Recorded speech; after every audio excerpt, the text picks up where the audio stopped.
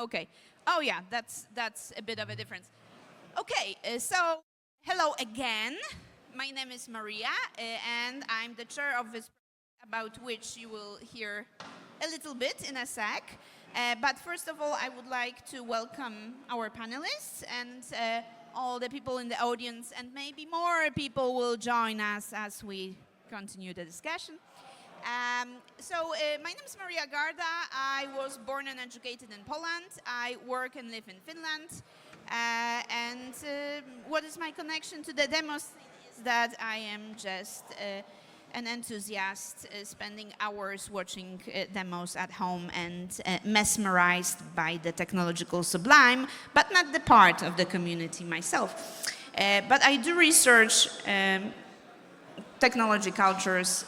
It's a bit weird to hear your voice like that, but I will adjust. So I work at the University of Turku, and more about the project in a second, but I give the voice to our panelists so they can present themselves. Hi, it's really loud now. Hi, I'm Chuna. I don't know, I'm in the scene like 99, 2000, but also way before with computer and stuff and mailboxing and BBS. This is, I think, 30 years from now, because I got this modem when I was 13, yes.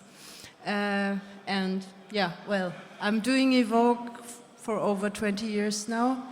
And yeah, well, that's it. Mostly demoscene. Hi, it's really loud. I'm Daria. I have been in the demo scene for almost a decade. I didn't come into the scene because of the computers. I didn't know where I was going. I was taken to Evoke by my then boyfriend and fell in love with first the people and then the creation stuff. I also organize Evoke and am in the same demo group as Anna, Sleigh Bells. Yeah, and 10 years. Well, my name is Gleb Albert. I'm assistant professor for contemporary general and East European history at the University of Luzern, where I work on the history of digital cultures and particularly home computerization in Eastern and Western Europe.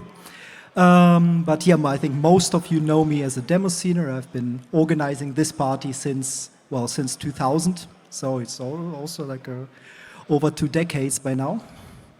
And yeah, I'm really happy that we got this panel together. Great. So now a little promotion for the great project and the kind of institutional context here, as we are funded by the European Union. So the project is focused on creative computing, which we understand as any type of creative process that requires the use of a computational platform. So basically, demoscene is at the very core of creative computing. Could I ask someone to change the slide, please? Thank you. It might happen, yes. Yeah, so my name is Maria Garda. I work at the University of Turku. The action is already almost 2 years old and will continue for 2 more years. Can I please... Yes, it's a remote action. Okay, so we have, you can learn more about our action. I think I'm more comfortable walking, basically. At costgrade.eu, we have 3 working groups, and today we will focus on working group 1, but if you are interested, I think especially in the working group 3, we have many members of Grade at the Art of Coding panel on Sunday here, so also the preservation efforts, but today we are focusing on working group 1. Slide change, please. This working group is led by Alex Wade, Natalia Majsova, and Kieran Nolan, and it focuses on several things. But today we are especially interested in the research uncovering histories of women and minority groups in creative computing at which, as we established, demoscene is at the very center of. Slide, please. So I wanted to start with a paraphrase of one of the statements from this book, which I really found very interesting, and I think especially for people coming from FLOSS communities, it would be a wonderful read. It is North America focused, but I think it really relates to a lot of things we will be talking about today. So, to paraphrase the author, there is some deep irony in the fact that the previously discriminated social groups, such as geeks and nerds, are reproducing the dynamics of injustice in their own circles. I think Gleb will have a good example relating to that quote.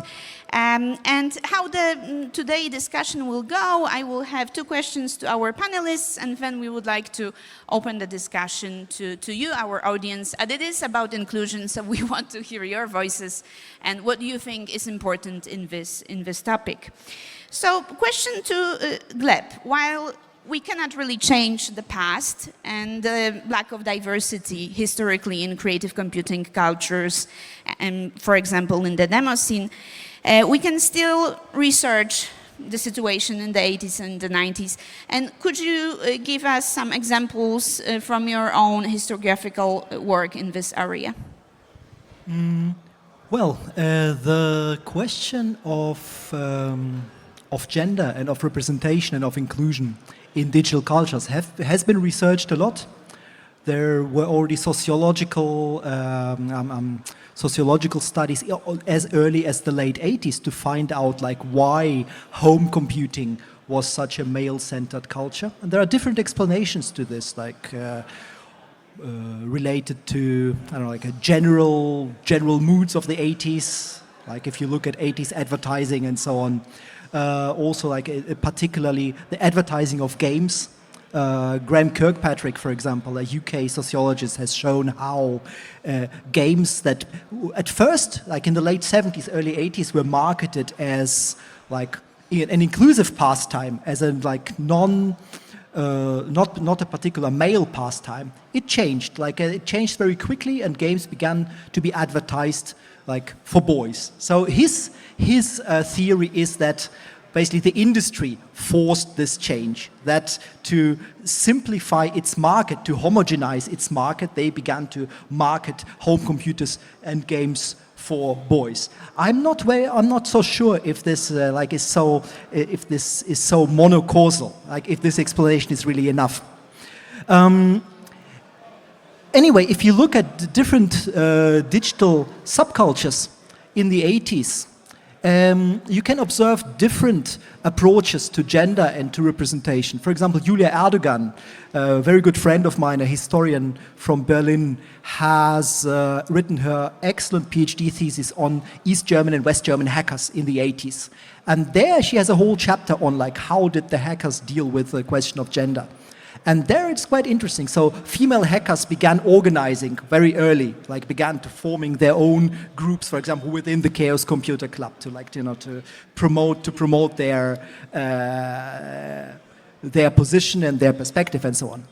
If we look, however, at the so-called scene, like basically like this bundle of subcultures that our scene, the demoscene, builds on. And at first, of course, the cracking, the piracy scene of the 1980s.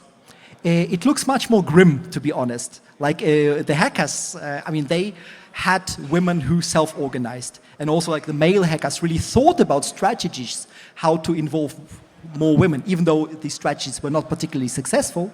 But if you look at like our scene in the 80s, it was not just male-dominated, it was like a male scene, simply.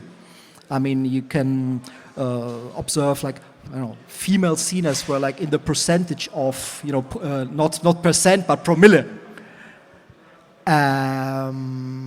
But there was a tension, however. On the one hand, if you look through contemporary sources like scroll texts from intros, articles from magazines, on the one hand, all the time you stumble upon this narrative like, oh, it would be so nice to have more girls in the scene. Like you can read it all the time. But at the same time, if you look at like how actual girls or women were treated back then in the scene, there were some, like it's hard to trace them, but there were some. Then it's not really surprising that there were not more, to be honest. And it's rather surprising that those women held out, at least for a couple of months or a couple of years. I mean, I was going through my notes yesterday because I'm working on a book on the history of the cracking scene in the 80s and early 90s. I was going through my notes of a yet to be written chapter about like how the scene dealt with women. And I stumbled upon many of these, like, okay, it would be so nice to have more girls in the scene. But then again, like looking at a particular paper magazine from 1991, a Belgian paper mag called Pirates, issue 13. There is an article, for example, like that says, like, let's swap photographs of our girlfriends and our sisters and so on, like, and in really like sleazy terms, to be honest. And then like they actually printed some photographs of, I don't know, maybe female sceners, maybe some random women. Like this has to be examined more. There were some women, and I would like to highlight the case of Sabine of Alpha Flight. Alpha Flight, I mean, many of you in the audience know Alpha Flight as like one of the prominent C64 and Amiga cracking groups, like one of the real tough groups, like it was like the elite of the elite, basically. And it was, I think, the first group that, at least for a while, was led by a woman. And I stumbled upon her name like in party reports from that time, like from the early 90s, like 1991, where people were going on about like, this horrible Sabine, she's so ugly, she's so annoying, and so on and so forth. Like there were like texts circulating through BBSs where people describe how they made fun of Sabine at copy parties, and they were like proud of it. They were describing, okay, we did this and that tricks to her, and we harassed her like in this or that way. She, however, was really tough, and she kind of like responded properly. And she had also the male members of Alpha Flight behind them. Like one of these texts describes how there was almost a fight in a subway when they returned from a copy party. And like at first, like Sabine was like, why are you making fun of me? Or like, I will beat you up. And then like the male members of Alpha Flight were also like, standing up for her. Then again, I found some documents like written by Sabine, which show that she was like so tough that it's no wonder that like people were. I'm sorry, I forgot to switch off my phone.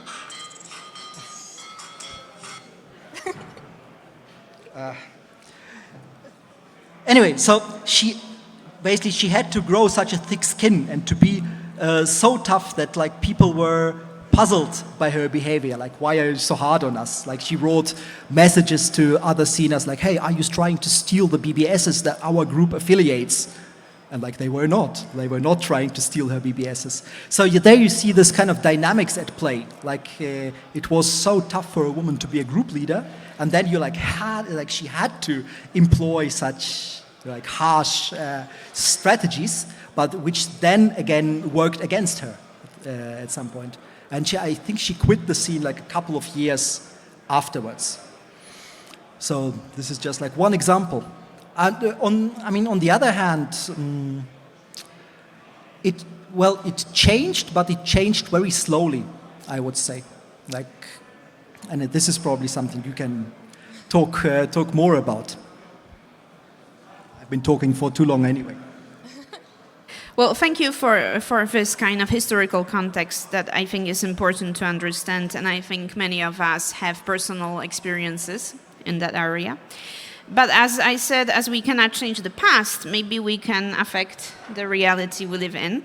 So to other panelists, I have a question. What were actually the actions and activities for inclusion that you think that really worked and are good examples of how we can change things?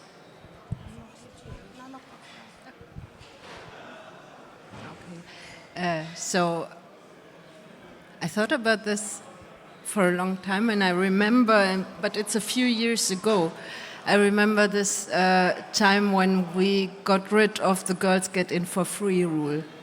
So because this was so long around demo parties that girls get in for free, and I don't think it got there to get more girls into the scene. It got there because, well, when you are a female at a when you were a female at a demo party, you normally was girlfriend from someone. So yeah. And this, well, of course, in the past it happened to me as well, that you somehow get treated like you are not interested in this, you are just here because you are with someone. And so, and I don't know from how many years we discussed the girls get in for free, because we were against at first. I have to say, because I thought, I'm not a fully part of this, so at least I want my free entrance. And, but we decided to change, and I think, well, for me, I can say that in the last years I had so many realizations what is wrong, or reflections where you see that it's not all about how you get treated, it's also how you see yourself in this. And so I think, yeah, well, where the girls get in for free was changing, just like, yes, no, I have the right to be a full member here. Yeah, first, same. And my example is from a larger perspective of the whole creative culture, and because we all party together, and not only in the in recent events I went to, I saw that there were awareness teams that either were going around checking on people's situations, but also had a place where people could go to if they are feeling unsafe. And you don't need such a team, but having the back of the organizer, people who organize this, knowing that having this on site was a priority for a number of people who usually, or who sometimes are affected by cases where you can't properly react, or you know how you would have reacted way too late, but you know that this person isn't, there's a person around that does not feel safe to you, and probably also to others, and you want to feel safe. So this made me feel safe, and also made me embrace more who I want to be as a person, because I don't have to constantly watch my back. I know that my back is watched for me. Thank you for sharing. So as we are discussing inclusion here, we of course talk about women, but also about all kind of non-male identifying people, trans people, queer people. And also we are talking about other minorities, about neurodivergent people, about ethnic minorities, and all kind of marginalized communities.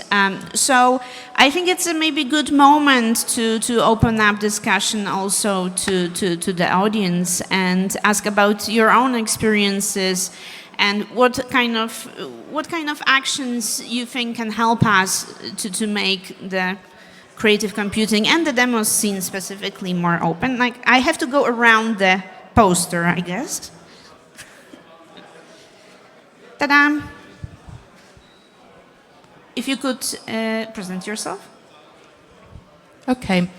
Hello, my name is Rimina. I'm a senior from Finland. I've been in a demo scene since, I think, 2007.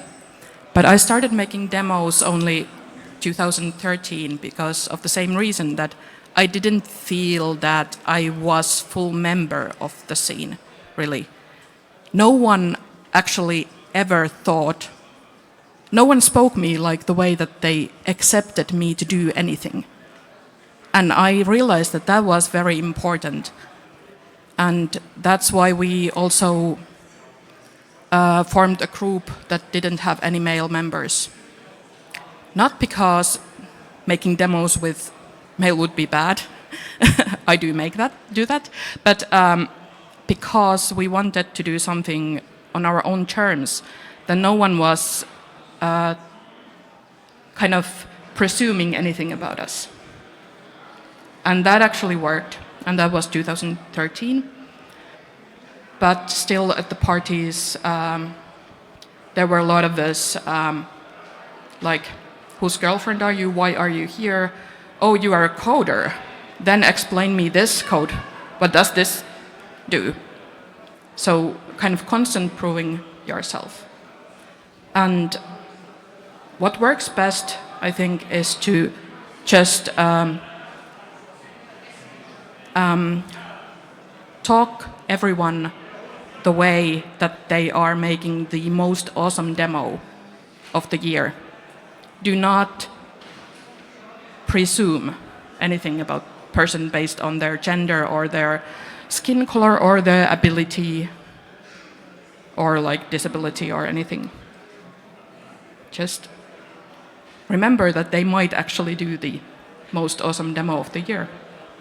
And you might be jerk to them if you are like presuming something of them. Do you remember like initial? Yeah. Go ahead, definitely. Thank you for sharing. Do you remember like initial? Okay, I have to go maybe this way. What do I have to do? I don't know what to do. Just turn this. Okay. Okay. Okay. Yes, I'm just sorry. close to your mouth. As close as possible. Okay. Okay. I will try my best. Thank you so much for sharing. And do you remember like initial reactions to your group in 2013?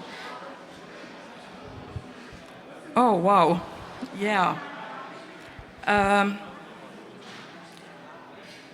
We didn't put, to our first demo, we didn't put any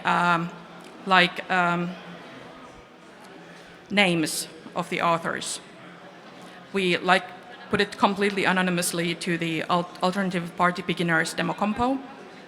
So no one knew before the prize giving who made the demo, except the compo team, of course. But yeah. I liked to actually hear the reactions to the demo during the compo because no one knew that I was involved. And there was like, okay, those people will do some serious shit, for example. But then later it was also like, I know that some groups put grades to us for just like to tease us kind of away. And there was a lot of this, oh, I wish I could help you, but I won't, with things. So it was a bit hard. Do you think things have changed in the last 10 years?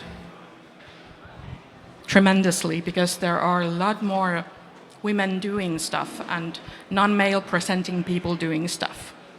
And seeing people like you doing things is important because that makes you feel that, oh, I could be there. I could be that person. So it matters. Can I add something? Go ahead, go ahead. Just because from the last 10 years and before, I think the fact that the minorities come together, we build female-only demo groups doing stuff now. I think this is the difference because I remember in the 2000 when I invited someone and he said, oh, you're a girl and you can do stuff? no, we already have one. We don't need it. So, and this is because, of course, these are not only demoscene problems. I think in all, there's always this, there only has to be one female and she has to be better than all the men together and maybe then she has the chance to get accepted. Yeah. And I think this is a real change, that we can just do our stuff, we can fail and we are just, and then we're equal. Yes, and just to, this is also to Gleb's point, but that I have heard that there was non-male ZS spectrum group in 80s. So just to say that we have always been here. We have always been here. We haven't just been seen. And, oh, way too loud. I think it's really a problem of visibility. When I came into the demo scene, there were many people and I saw that they were all men. But I also slipped right into the party organizing crew where women like Anna were very present, and I did watch her demos and thought,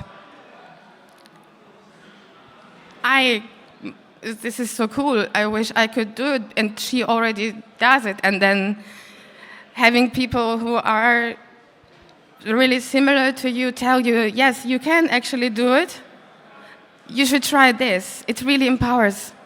And being visible, I think it's something that we have to work on because we are afraid oftentimes, but it gives so much, it gives so much power to just doing stuff, because maybe it could help the next. Yeah, I think this topic of uncovering that we were already there from the very beginning is a very important topic. I mostly research video game cultures, so only in the recent years there was a series of exhibitions on queer games, and that this subject, like games made by queer people on queer topics, were here from the beginning of video games, because just that's the way it is, you know.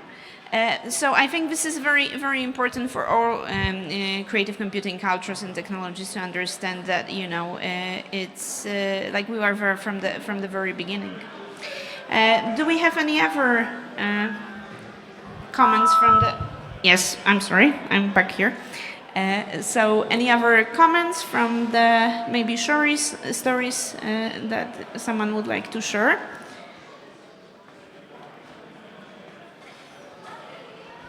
Melika?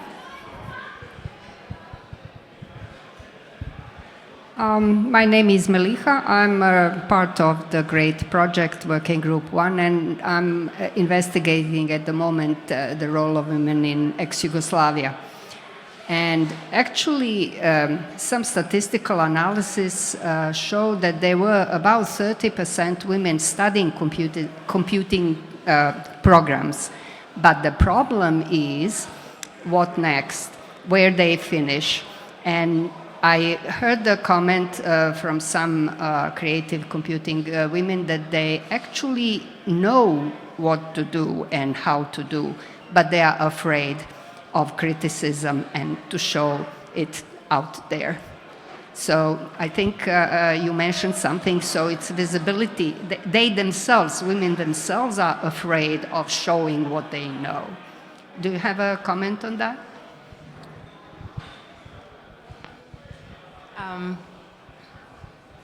Well, I think it goes a little bit in the direction where what I said before, that you feel like you have to. Yeah, well, I think it's a little bit that you don't think that you can do so much.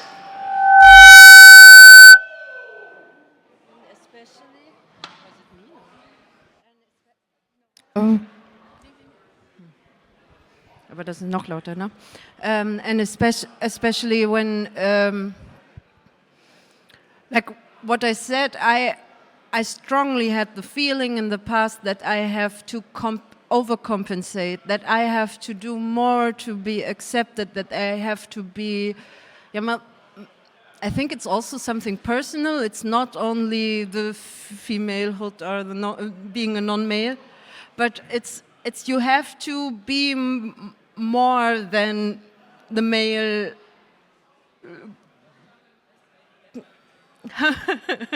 Yeah, the male participants to be the same, to be on the same level. Don't underestimate the effect that it actually is real, and every non-male person that I've been talking with have the same experience. So it can't be only you. No, it's not. I know. I know.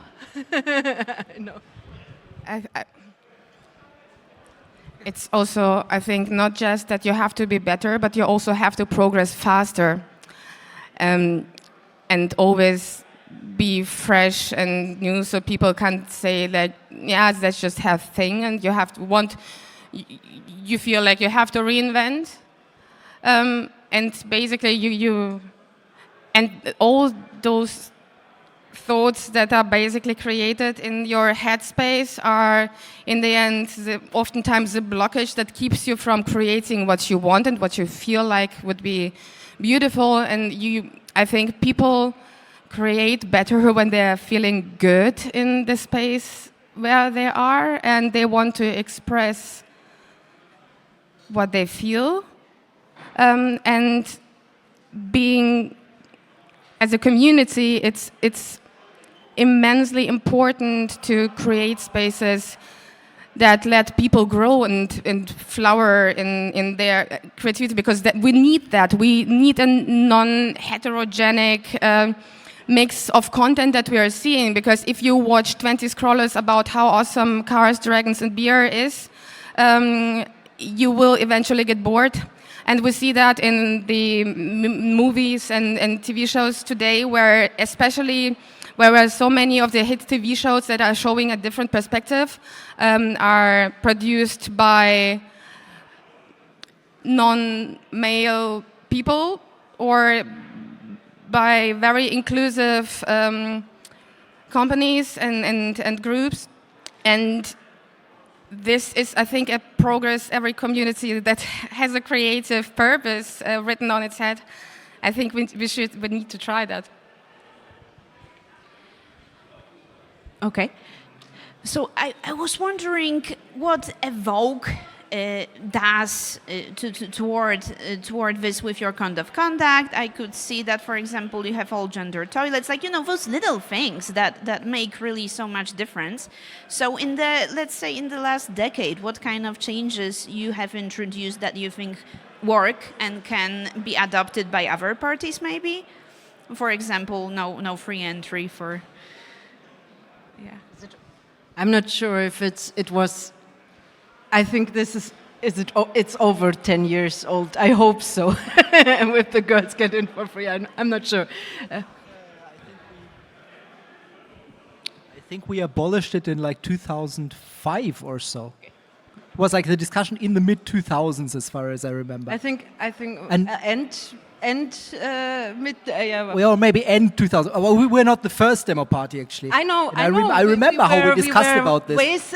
I think 2 years later, since, and it was also. But I think the reason why it, like, all of a sudden, or like more and more, it stopped making sense, even like for the most, let's say, like conservative participants of the scene, was like that it began to be perceived as an injustice also towards the others.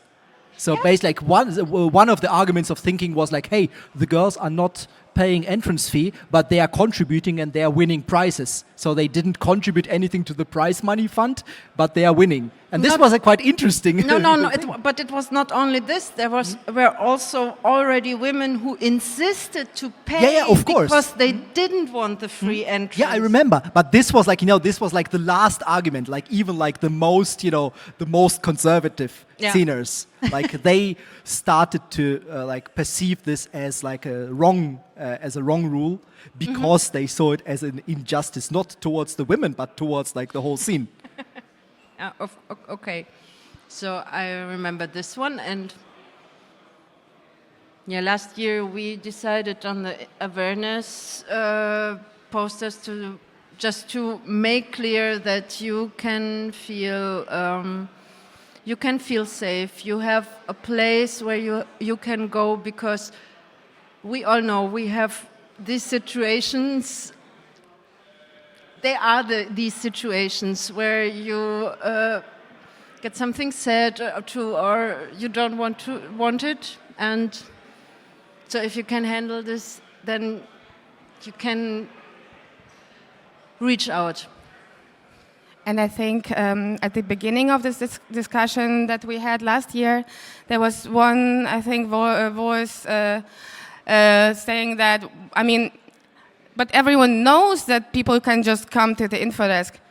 But that isn't quite true for people who are here for the first time, and giving them this reassurance is really the little things that it takes more to really get this vibe around.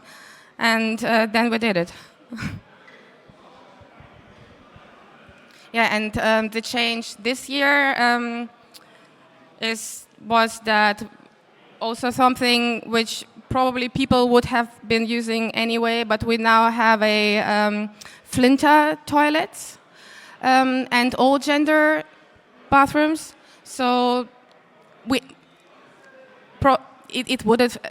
just have signs for it now. So hanging out signs, communicating how the vibe is and how people could feel is apparently a good thing. And I saw that at other festivals doing this for all sorts of communication reasons in these areas, and yeah, works. You would like? Hello, my name is Andreas, and I'm involved in the Art of Coding campaign, which connected the scene to the UNESCO context. And I want to pick up a point Daya made, mentioning or pointing at the fact that the culture needs diversity because of the practice, of the quality of the practice, the results, because it makes the demos better.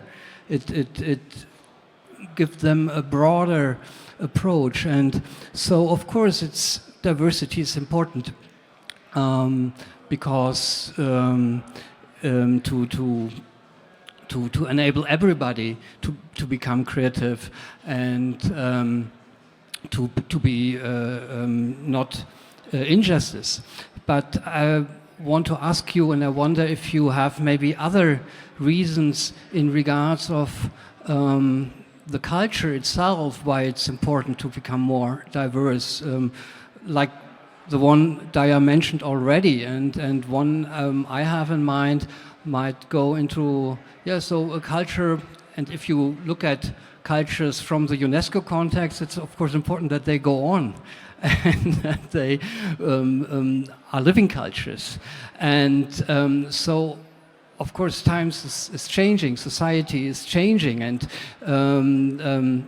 if you want to stay a living culture, you somehow has also to adapt yourself to these changes, to stay alive, and to go on practicing. And so this is what I wonder, if you maybe also think it's important for this reason to become more diverse and more open to others, also in the context of reach out and to stay a living community. Yes, absolutely. I think, well, practicing inclusion leads to people of different backgrounds and also different skills talking to each other and comparing their experiences there, and maybe have a conversation that feels good enough to have ideas and collaborating. And in the broader sense, like for the culture, it is a great thing when people celebrate the difference more than the similarities, maybe even sometimes, but at the same time don't stereotype for what they encounter. Yes. So yeah. Yeah, I think we all agree with Andreas. At least, definitely, I do. I wanted to go back again because I think, as we mentioned, UNESCO and preserving the demo scene as this kind of living culture. Again, the uncovering histories of all the diverse groups. Do we have any stories of early experiences in the demo parties of, well, just something that intrigued you, being different at that time at least, and then now becoming part of the community?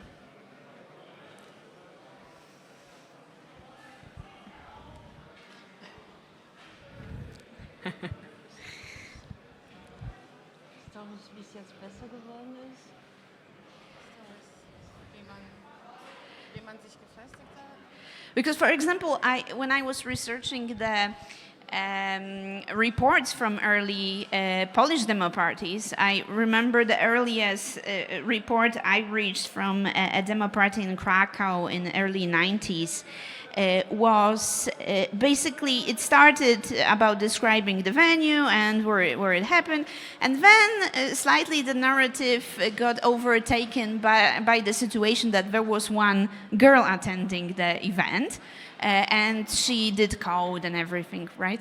So that was really quite fascinating to me, that this first report just focuses on this one female coder.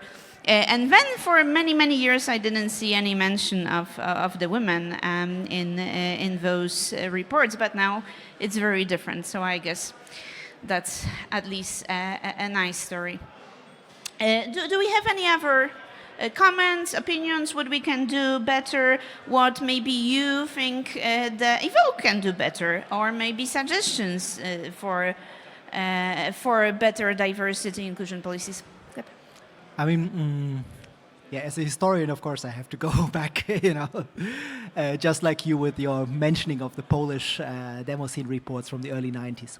What really positively surprised me when I studied copy parties in the 80s and early 90s. There was one story about a copy party held in some village close to Hildesheim in, I think, 89 or 88 or something. And there was apparently a non-white scener visiting from another cracking group, I think from the Netherlands. And some local skinheads wanted to beat him up. And actually the whole party basically, maybe 20 people, I don't know how big this copy party was, but the whole party stood up and chased the skinheads away. Researching all these rather dire examples, this was something that was really quite surprising. And it was very interesting to see how basically anti-racist consensus was forged in the scene around early 90s. Of course, as a reaction to the pogroms in Germany, Rostock, Mölln, and so on. So all of a sudden you have this influx of so-called anti-Nazi demos. And at some point you could even see, okay, this is some sort of trend, like people are doing this because others are doing it. But it was interesting to see this sort of positive movement in the scene at such an early stage, actually. To also present to some, one could say a success story of the early scene and not just the dire ones. I think there is something similar right now where if you watch demo party streams, you find depictions of different LGBTQI and plus flags more and more often, and I think that's a very. I'm not sure.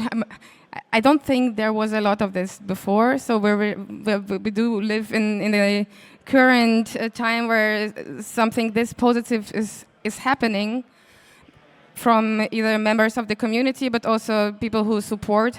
And I think that's really beautiful, and this really gives me a hope for the future. Thank you.